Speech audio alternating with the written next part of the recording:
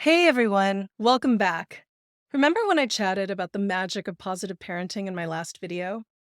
We talked about how this parenting style molds our kids to be happy, strong, and kind. If you missed it, check it out. But there's also a catch that can make this parenting style feel just out of reach. And that's what I'm going to talk about today. By the way, in case you don't already know me, I'm J-Love, and together with our awesome team at Mercury Coach, we're sharing the most powerful mind tools and practices that we know to help parents break free from self-judgment, anxiety, and those false limiting beliefs that hold you back from slowing down, savoring your life, connecting deeply, and teaching your kids to do the same.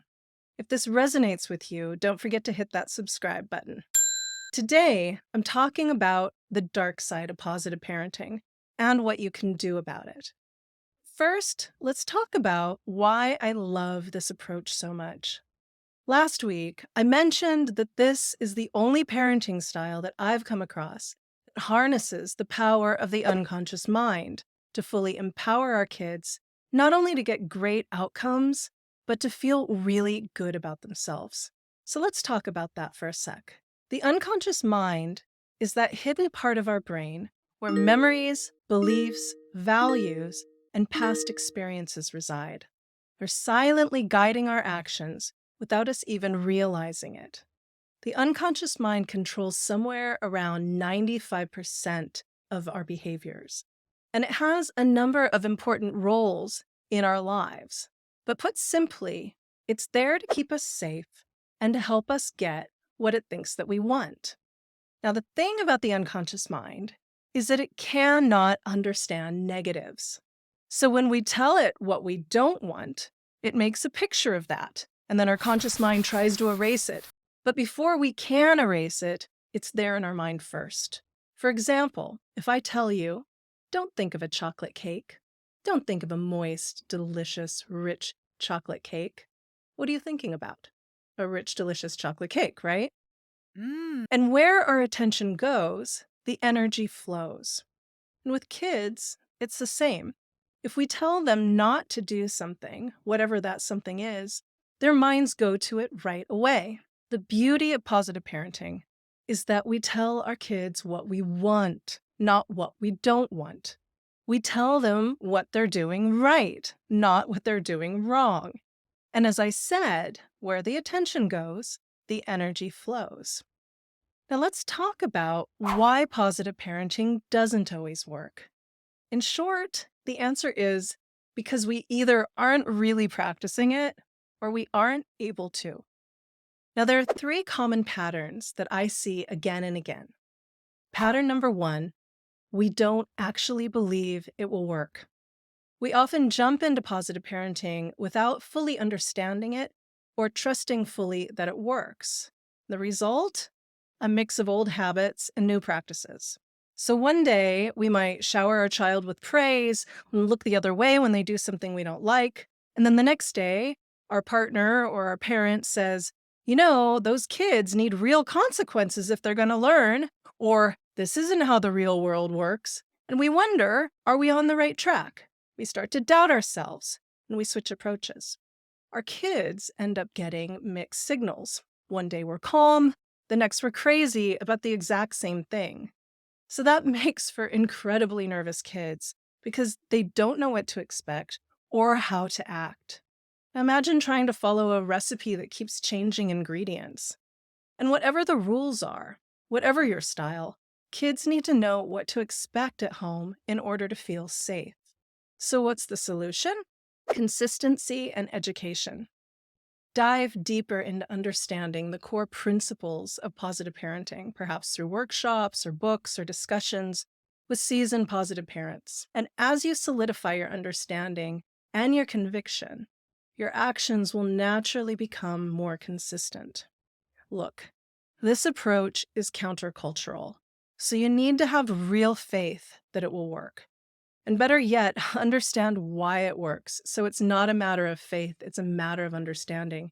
And so you can stick to your guns when the pressure's on.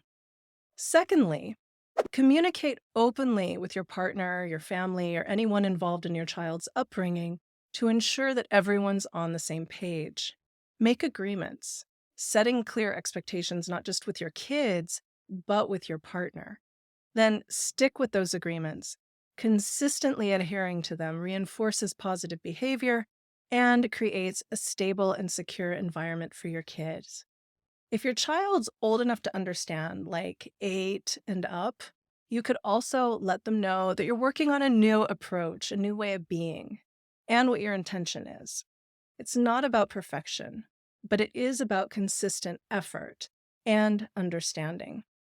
The more secure you are in your parenting approach, the more secure your child will feel.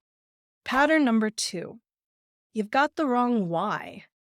Look, if you're looking for an approach that's going to get your kids to behave better and do what you want them to do, this is not it. Positive parenting is a long game. You're building a solid foundation of trust, of confidence, of empowerment, and of will. That means that they're more likely to make choices that please them, not others, and certainly not you. That can also make for a lot more conflict. And for a period of time, developmentally, that conflict is actually a very good thing. The last thing any of us want is for our kids to learn to sacrifice their own well-being out of fear of punishment or loss of love and goodwill. So what's the solution? Shift your focus from short-term obedience to long-term character building. Embrace the idea that empowering your child to make decisions for themselves, even if they clash with your immediate wishes, is fostering independence, critical thinking, and self-worth. It's crucial to value the relationship, the connection, over the individual moments of conflict. Engage in open dialogues, provide guidance rather than directives, and remember that every challenge is an opportunity for growth, not just for your kids, but for you. By nurturing their intrinsic motivation and their self-direction, you're preparing them for a future where they can stand strong in their values and make meaningful choices. Pattern number 3, your automatic reactions take over.